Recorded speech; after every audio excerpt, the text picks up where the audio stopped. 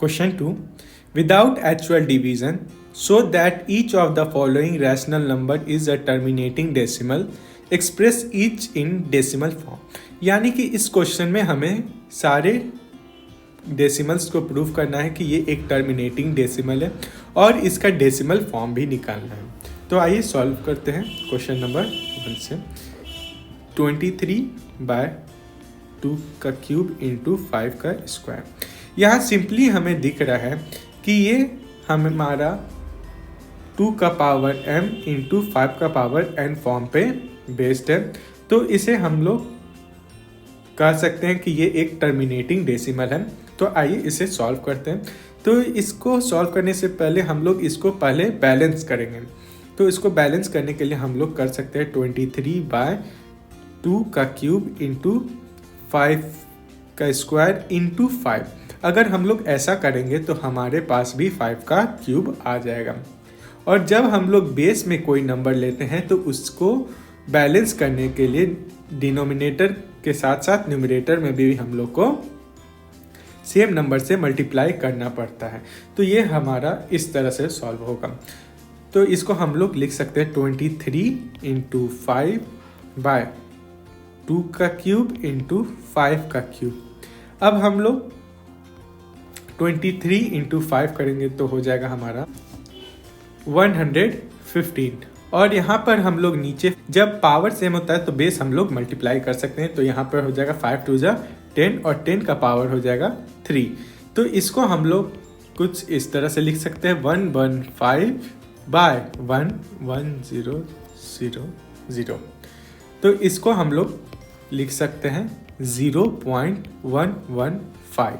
तो ये हमारा आंसर हो जाएगा। यहाँ पे टर्मिनेट भी कर दिया और ये डेसिमल फॉर्म में भी है। तो ये हमारा पहला आंसर होगा। दूसरा पे सॉल्व करते हैं क्वेश्चन नंबर 2। 24/125। यहाँ पे हमें देख सकते हैं कि ये एक कोई प्राइम नंबर नहीं है। तो इसे हम लोग को सबसे पहले फैक्टराइज करना पड़ेगा। तो आइए 125 को फैक्टराइज करेंगे। तो इसे हम लोग फैक्टराइज करेंगे तो हम लोग को मिलेगा 24/5 का क्यूब, क्योंकि 125 5 का क्यूब 5 5 25 25 5 125। लेकिन यहाँ पर हम लोग देख सकते हैं कि 2 का पावर m के फॉर्म पे हमारे पास नहीं है। लेकिन ये फिर भी एक टर्मिनेटिंग डेसिमल है, क्योंकि हम लोग के पास 5 के अलावा और कोई नंबर बेस में नहीं है। तो हम लोग न्यूमरेटर और डिनोमिनेटर दोनों जगह ही 2 का क्यूब से मल्टीप्लाई और डिवाइड करेंगे। तो 24 इंटू 2 का क्यूब बाय 2 का क्यूब इंटू 5 का क्यूब। तो इस तरह से हमारा आंसर सॉल्व हो सकता है। तो यह हो जाएगा 24 इंटू 2 2 4 2 8 बाय 2 का क्यूब इंटू 5 का क्यूब। तो जब हम लोग 24 इंटू 8 करेंगे तो ये हो जाएगा हमारा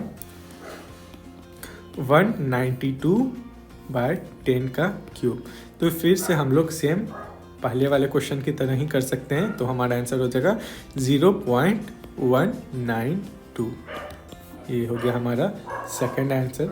आइए क्वेश्चन नंबर 3 के ऊपर बढ़ते हैं। तो हमारा क्वेश्चन नंबर 3 है 17/320। इसको भी हम लोग सबसे पहले फैक्टराइज करना चालू करते हैं। तो 320 को जब हम लोग फैक्टराइज करेंगे तो सबसे पहले 2 से करते हैं। 2 1 जा 2 6 जा 2 0, फिर 280, 240, 220, 210, 25। तो यहाँ हम लोग को दिख रहा है 17 बाय हम लोग लिख सकते हैं 2 का पावर 6 इंटू 5। तो यहाँ पर 2 का पावर 6 है लेकिन 5 का पावर 1 है। तो हमें 5 का पावर 5 से इस दोनों को मल्टीप्लाई करना पड़ेगा। तो 17 into 5 to the power 5 by 2 power 6 into 5 into 5 power 5। तो ये दोनों मल्टीप्लाई होके हो जाएगा 5 का पावर 6। तो 17 इंटू 5 का पावर 5 हो जाता है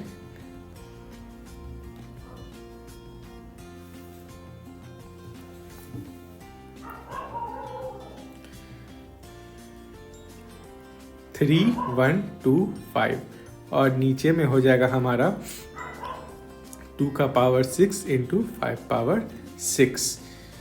तो जब हम लोग 17 को 3125 से मल्टीप्लाई करेंगे तो ये हमारा आ जाएगा 53125 और बेस में हो जाएगा 10 का पावर 6। तो इसको हम लोग कुछ इस तरह से लिख सकते हैं 53125 बाय 1 1 2 3 4 5 6। तो यहाँ पे है 6 जीरो, तो हम लोग काउंट करेंगे तो ऊपर में डेसिमल 5 ही आ रहा है, तो इसको हम लोग लिखेंगे 0.053125।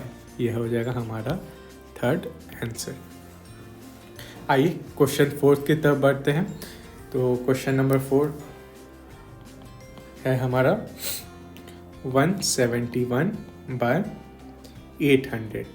फिर से हम लोग 800 को फैक्टराइज करते हैं। तो 800 को 2 से 400, फिर 2 से 200, 2 से 100, 2 से 50, 2 से 25, 5 से 5। तो यहाँ पे हम लोग लिख सकते हैं 171 by 2 to the power 1 2 3 4 5 5 into 5 power square.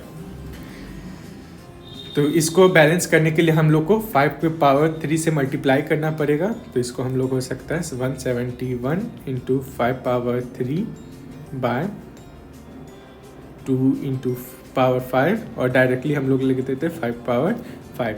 जब हम लोग 171 को 5 का पावर 3 जो कि होता है 125, तो मल्टीप्लाई करेंगे तो हमारा आंसर आ जाएगा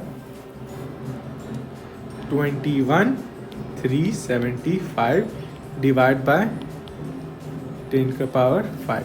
तो इसको हम लोग लिख सकते हैं 21375 बाय 1 2 3 4 5। ऊपर में देख रहे हैं 5 है डेसिमल और नीचे में भी 5 जीरोज है, तो इसको हम लोग डायरेक्टली लिख सकते हैं 0.21375 जो कि हमारा हो जाएगा आंसर।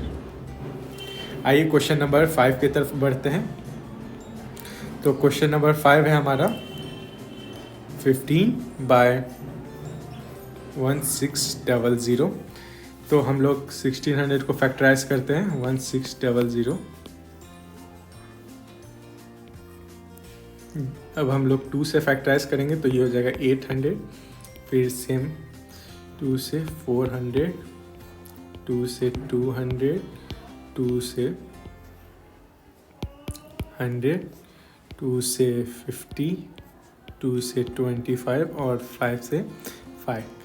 तो ये हम लोग लिख सकते हैं 15 by 2 to the power 1 2 3 4 5 6 into 5 power 2। तो इसको बैलेंस करने के लिए 5 पावर 4 से हम लोग को मल्टीप्लाई करना पड़ेगा। तो ये हो जाएगा 15 into 5 power 4 by 6 to power 6 into 5 power 6। जब हम लोग 15 को 5 टू द पावर 4 से मल्टीप्लाई करेंगे जो कि होता है 625, तो हमारा आंसर आएगा 9375 और नीचे में हो जाएगा हमारा 10 टू द पावर 6। तो इसका कुछ इस तरह से होगा 9375 बाय 1 1 2 3 4 5 6। लेकिन ऊपर में हम लोग देख सकते हैं तो 4 ही डेसिमल है, तो इसके लिए हम लोग को 2 डेसिमल एक्स्ट्रा लगाना पड़ेगा। तो हमारा आंसर हो जाएगा 0.00935। तो ये हो जाएगा हमारा आंसर। आइए हम लोग क्वेश्चन नंबर 6 पर बढ़ते हैं जो कि हमारा लास्ट क्वेश्चन है। ये है 19 बाय 3125। आइए तो इसको 3125 को फैक्टराइज करने से चालू करते हैं। 3125 को फैक्टराइज करेंगे हम लोग 5 से, तो 5 6 जा 30, 5 2 जा 10 और 5 5 जा 25। इसको 5 से करेंगे तो 125, फिर 5 से करेंगे तो 25, फिर 5 से 5 बार में। तो यहाँ पर हम लोग देख सकते हैं कि सिर्फ 5 का पावर 5 आ रहा है।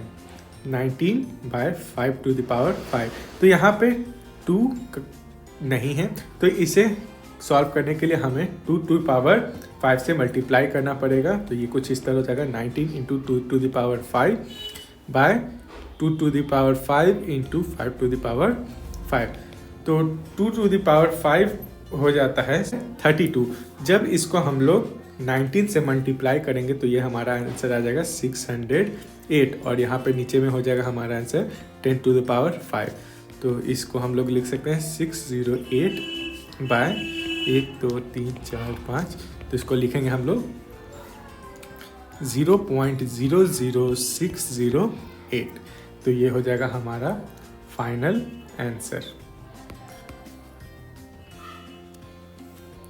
तो इस तरह हम लोग बिना डिवीज़न के किसी भी नंबर को टर्मिनेटिंग डेसिमल शो कर सकते हैं। Thank you.